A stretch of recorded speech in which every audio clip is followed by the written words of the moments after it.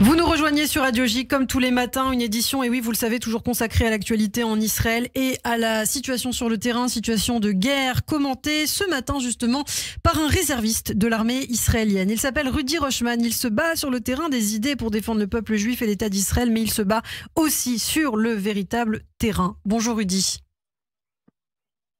Bonjour Hélène. Merci beaucoup d'être avec nous sur Radio J. Merci Rudy Rochman d'être avec nous. Alors vous étiez justement à notre micro il y a quelques semaines. Vous avez participé à la libération de Kibbutz au sud d'Israël. Vous avez vu les horreurs commises par le Hamas au Kibbutz Kfar Aza.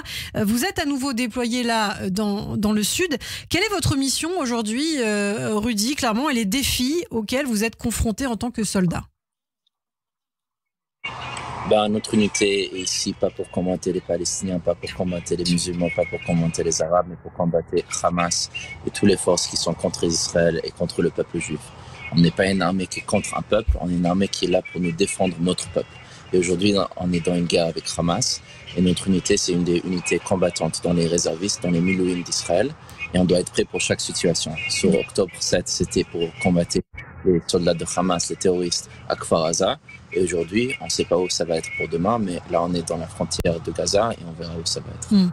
Alors, l'opération terrestre dans la bande de Gaza, effectivement, se poursuit, Rudy, avec des pertes, malheureusement, du côté d'Israël. Hier soir, on apprenait la mort d'un nouveau soldat, Yaakov Ozeri, 28 ans. Une nouvelle perte qui porte désormais le bilan à 31 soldats tués. Comment vous maintenez justement votre morale, votre motivation, malgré ces annonces tragiques? C'est tragique sur les deux côtés. Il y a des morts sur le côté des Israéliens. Il ne faut pas aussi oublier les morts du côté des Palestiniens. On est toujours des humains des deux côtés. Mais la réalité, pourquoi ces morts se passent, c'est à cause de Hamas. C'est Hamas qui a créé cette guerre. C'est Hamas qui a massacré les 1400 personnes dans le sud d'Israël. C'est Hamas qui tire des roquettes. C'est Hamas qui tire ces roquettes de les endroits où il y a les civiliens de Gaza, qui n'ont rien fait, qui sont innocents et qui se sont tués à cause de la réalité que Hamas a créée. Alors il y a beaucoup de gens qui parlent de qu'est-ce qui se passe, mais il n'y a pas beaucoup de gens qui parlent de pourquoi est-ce que ça se passe. Et quand tu vas à un docteur, tu leur dis tu as du mal ici, ou dans ton corps, ou dans ton estomac. C'est pas juste pour prendre un médicament pour plus avoir mal. C'est pour aussi comprendre, peut-être tu as une maladie, peut-être tu as un virus, peut-être tu as quelque chose qui est mauvais, peut-être tu as un cancer. Il ne faut pas juste regarder les symptômes, il faut aussi regarder la source. Et la source ici, c'est Hamas qui a créé une guerre qui veut qu'il y ait plus d'Israéliens et de Palestiniens qui meurent parce que ça, c'est leur business. Le plus de Palestiniens qui meurent, le plus qu'ils peuvent vendre cette image dans le monde qu'Israël c'est horrible parce qu'ils savent qu'ils ne vont pas gagner la guerre physique contre Israël. Ils veulent gagner une guerre idéologique contre Israël et de faire en sorte que le monde pense qu'Israël c'est horrible. Il n'y a pas longtemps, tu parlais de pourquoi est-ce que les gens ils enlèvent les posters de missing, de otages d'Israël. On est des êtres humains, c'est même pas des combattants, c'est même pas des soldats. Mais la réalité, pendant l'histoire du peuple juif, c'est qu'il y a un moment qu'il y a une société qui se fait convaincre que les juifs, ils sont plus humains.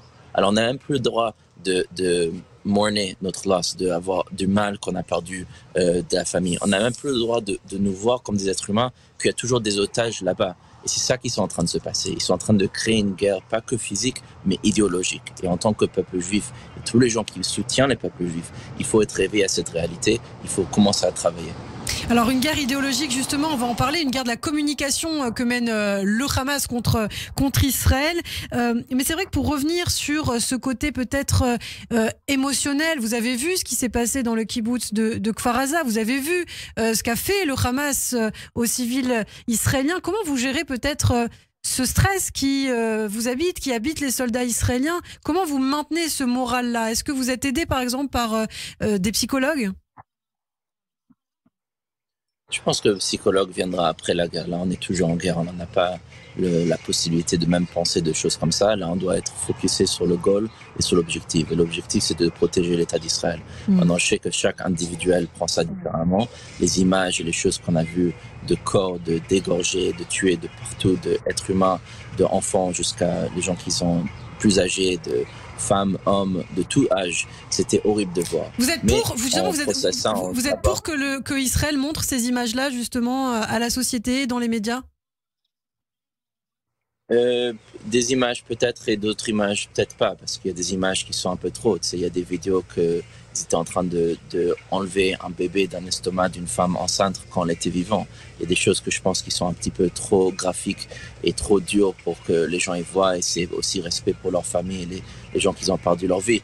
Mais il y a des images que je pense qu'il faut voir parce que c'est la réalité. Mais il faut aussi en comprendre en tant que juif et des gens qui sont sur le côté des juifs que ça, c'est pas une guerre, la guerre idéologique, c'est pas une guerre logique. Ce qui veut dire, tu peux montrer tous les facts, tu peux montrer toutes les épreuves, tu peux montrer tous les corps que tu veux. Les gens ne verront jamais comme les autres. On n'est pas comme les autres. Il y aura toujours un double standard contre les Juifs. Et c'est important que nous, on fasse notre histoire. Parce que quand tu parles de la droit des Noirs en Amérique, Civil Rights for Black People, tu veux pas les gens du KKK qui sont racistes, qui disent l'histoire des Blacks. Tu voudrais pas les gens qui sont anti-femmes, qui sont misogynistes, qui parlent sur les droits des femmes. Alors pourquoi est-ce qu'aujourd'hui, les seuls gens qui parlent sur les droits de juifs d'Israël, c'est les gens qui sont anti-juifs et anti-Israël. Et en tant que juifs, il faut savoir qu'il faut donner le narratif nous-mêmes. Il faut que nous, on dise l'histoire. Qui sont les juifs? Pourquoi est-ce qu'on a le droit d'être en Israël? C'est quoi notre mission dans ce monde? Il faut qu'on commence à dire notre histoire dans le monde et le montrer aussi. Alors justement, Rudy, votre combat avant cette guerre et après cette guerre sera encore d'aller dans les universités pour prôner la défense d'Israël. Aujourd'hui, quand vous voyez ce qui se passe justement dans les campus américains, menaces de mort, drapeaux israéliens arrachés et brûlés. À New York, la sécurité d'une université qui a préféré enfermer des étudiants juifs à l'intérieur de la bibliothèque alors que des pro-palestiniens menaçaient d'entrer. Qu'est-ce que ça vous inspire, cette situation? Est-ce que ça vous inquiète? La réalité, c'est si ça se passait pas comme ça, je serais surpris. Parce que les gens qui sont contre Israël et contre les Juifs, ça fait des années et des années qu'ils investissent leur effort, leur énergie, leur argent, et en convaincre la prochaine génération de les différents pays, de leur faire en sorte qu'ils pensent qu'Israël et les Juifs, c'est la source de tous les problèmes. Alors c'est naturel, après des années, de faire en sorte que les gens ils pensent que nous, on est des gens horribles, que quand il y a une guerre comme ça, qu'ils sont contre nous. Parce qu'on n'a pas fait notre travail. Il y a un travail de faire des coalitions, des coalitions. Les groupes contre Israël, ils vont aux groupes de Noirs, les groupes de femmes, les groupes de LGBTQ+, les groupes de Hispanics, les groupes de Native Americans. Et ils en convaincre que la source de leur souffrance aussi, c'est à cause d'Israël et le peuple juif. Et ça fait plus que 25 ans qu'ils font ça. Et quand tu regardes l'effort des communautés juives, la majorité des juifs sont dit par leur communauté ou même leurs parents de mettre leur tête en bas, d'enlever la kippa, de rentrer la Magen David, de pas dire qu'on est juif. Et bien quand on fait ça, peut-être tu es en train de minimiser le potentiel de risque d'être attaqué parce que tu n'es pas vu comme un juif extérieurement. Mais quand on fait ça en tant que juif, on est en train d'accepter une réalité qu'on est d'accord, on est OK avec le fait qu'on doit être persécuté. Et quand tu es OK avec ça, l'antisémitisme va que grandir. Il y aura un moment que tu pourras plus courir. Alors je dis la même chose aux Juifs en France, aux Juifs en Amérique, aux Juifs partout. You fight back and you win or you leave now. Tu te lèves et tu te bats et tu changes la culture de la société et tu déserves les droits que tu dois avoir ou tu pars tout de suite. Il n'y a pas au milieu, il n'y a pas prétendre que ça va se passer, il n'y a pas enlever la kippa et enlever la Magen David. Tu dois être fier de qui tu es et tu dois te lever. Et si tu n'es pas prêt à te lever, tu rentres chez toi.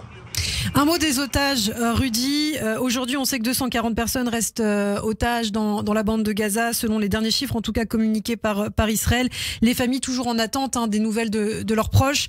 Vous avez vous-même été otage, Rudy, il y a 2 ans au Nigeria, alors que vous étiez parti tourner un documentaire, notamment avec David Benaïm, et vous aviez raconté avoir été traités comme des animaux, avoir été mis dans des cages. Pour vous, aujourd'hui, les otages, ça doit être une priorité pour l'État d'Israël? Absolument, ça doit être une priorité. Moi, j'étais 3 semaines otage en Nigeria et je pensais tout le temps quand j'étais dedans, est-ce que les gens ils ont oublié de moi? Est-ce que c'était peut-être hot news pendant 1 semaine, 2 semaines, mais après maintenant c'est old news et c'est plus relevant. Et j'ai pensé que c'était la responsabilité du monde juif, le peuple juif, de l'État d'Israël, de m'aider dans cette situation où j'ai plus de pouvoir. Et je pense que c'est notre responsabilité aussi en tant que le peuple juif, en tant que nation, en tant que pays, de sauver ces gens-là, juifs et pas juifs, qui sont en otage aujourd'hui, parce que c'est ça la responsabilité d'Israël. Il faut pas leur oublier, il faut rappeler de leur nom, il faut rappeler de leur image, il faut aussi leur envoyer des énergies positives, il faut lire les Tehillim, il faut savoir qu'Israël doit faire quelque chose maintenant. Aussi, il faut comprendre qu'Israël ne peut pas juste rentrer comme ça. Parce que si Israël rentre comme ça, Hamas est prêt pour ça. C'est ça qu'ils voulaient.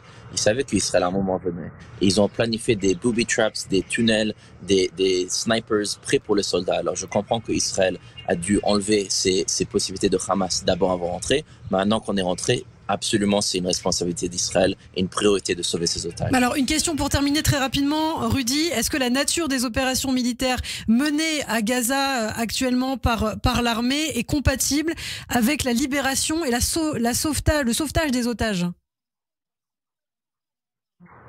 Bien sûr, mais il y a deux choses qui sont en train de se passer en même temps. C'est pas juste on rentre pour chercher des gens, il faut rentrer, il faut être prêt qu'il y a Hamas qui veulent qu'on rentre et qui veulent tuer aussi des soldats. Et je pense que comme on doit faire attention aux otages, il faut aussi faire attention aux soldats qui rentrent. Les deux sont importants. Il faut trouver un moyen de pouvoir minimiser le mort des deux côtés, les otages et les soldats, mais aussi minimiser le mort des Palestiniens, que on sait que Israël y fait par warner et dire en avance aux Palestiniens avant qu'ils attaquent les endroits qu'ils attaquent, de leur dire de partir avant qu'ils partent. Et c'est une réalité qui est vraiment impossible. Et tous les gens qui sont en train de juger ne comprennent pas la réalité qui sont là. Mais je pense que oui, c'est une priorité de aussi sauver les otages et en sorte aussi de faire en sorte que plus d'Israéliens et de plus Palestiniens morts des deux côtés. Effectivement, Israël qui s'emploie à épargner le maximum de vies civiles. Merci beaucoup Rudy Rochman d'avoir été avec nous sur Radio J. Merci infiniment et bon courage. Évidemment, on pense à vous et à tous les soldats israéliens ce matin.